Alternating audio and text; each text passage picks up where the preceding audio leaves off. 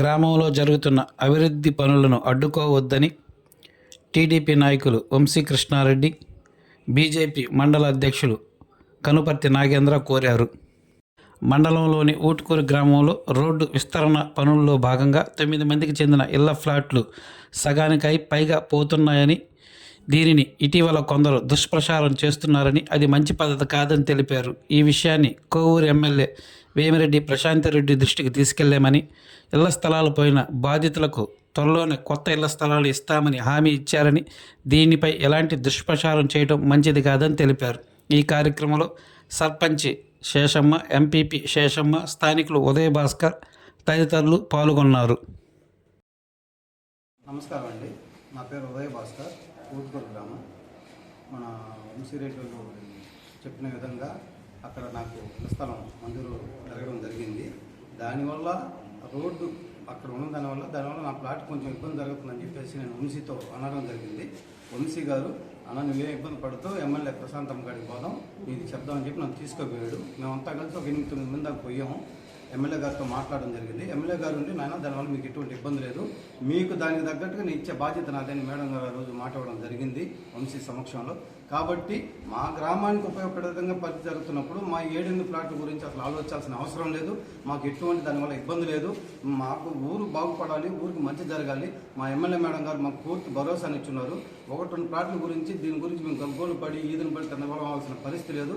మాకు అబ్బాయి సమక్షంలో ప్రశాంతం మేడం అభయం ఇచ్చున్నారు, మాకు ఇస్తాయని చెప్పి చూపించున్నారు. అది తీసుకుందని మేము సిద్ధంగా ఉన్నాము. కాబట్టి దీనివల్ల ఎటువంటి మిత్రపక్షాలు కూడా దీని గురించి ఆలోచించాల్సిన అవసరం లేదు.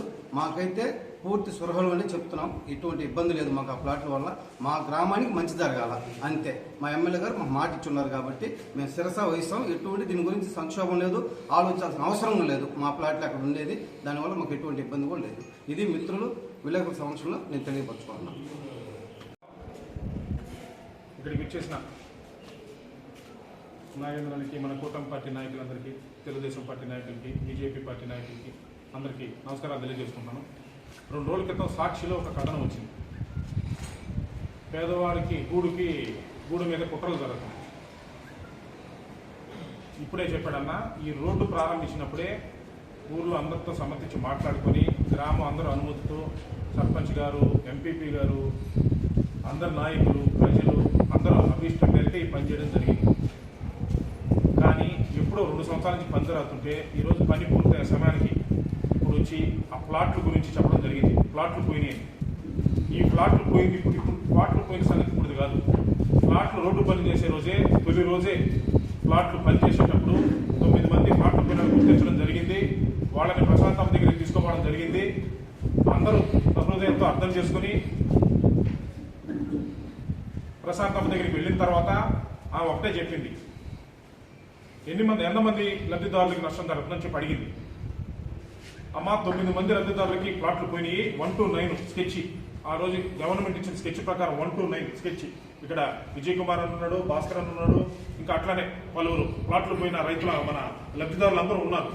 వాళ్ళందరూ సహృదయంతో అర్థం చేసుకుని గ్రామానికి మంచి పని చేస్తున్నారు. చేసేటప్పుడు ఇటువంటివి చిన్నవి జరిగినప్పుడు మనమే సర్దుకోవాలని చెప్పి అడగడం జరిగింది.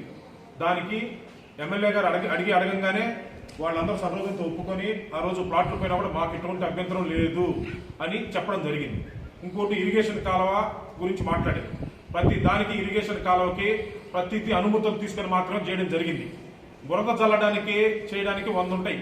గ్రామంలో అభివృద్ధి జరిగేటప్పుడు, ఇప్పుడు మేము గ్రామాల్లో వర్గాలు ఉండొచ్చు రకరకాలు, గ్రామానికి అభివృద్ధి జరిగేటప్పుడు బురద చల్లి ఎప్పుడెప్పుడో అయిపోయినాయి. లబ్ధిదారులు చెప్పాలా?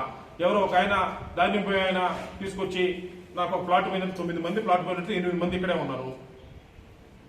ప్లాట్లు పోయిన వాళ్ళందరూ మాకు ఎమ్మెల్యే గారు మాకు మాట చెప్పారు, మాకు చేస్తారన్న నమ్మకంతో వాళ్ళు ఉన్నారు. ఎమ్మెల్యే గారు మాకు హామీ ఇచ్చినారు. దాంట్లో డెప్త్లు ఉంటాయి, రకరకాలు ఉంటాయి. దాన్ని లేఅవుట్ మార్చిన తర్వాత ఎంఆర్ఓ గారి దగ్గర నుంచి సమగ్ర నివేదిక తీసుకొని అక్కడ లబ్ధిదారులకి వాళ్ళు 9 మందికి న్యాయం చేస్తారని హామీ ఇచ్చారు ఎమ్మెల్యే గారు.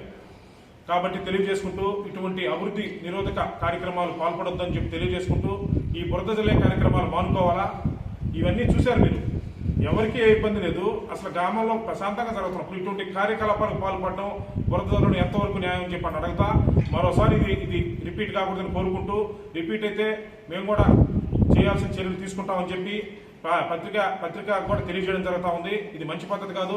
ఏదైనా ఉంటే గ్రామాభివృద్ధికి సహకరించండి, లేదంటే సమస్య మాధ్యమంలో తప్పని చెప్పండి. ప్రతిపక్షంలో ఉన్నప్పుడు తీసుకుంటాం, ప్రజలకు ఆమోదయోగ్యమైందైతే తీసుకుంటాం, అంతేగాని ఇటువంటి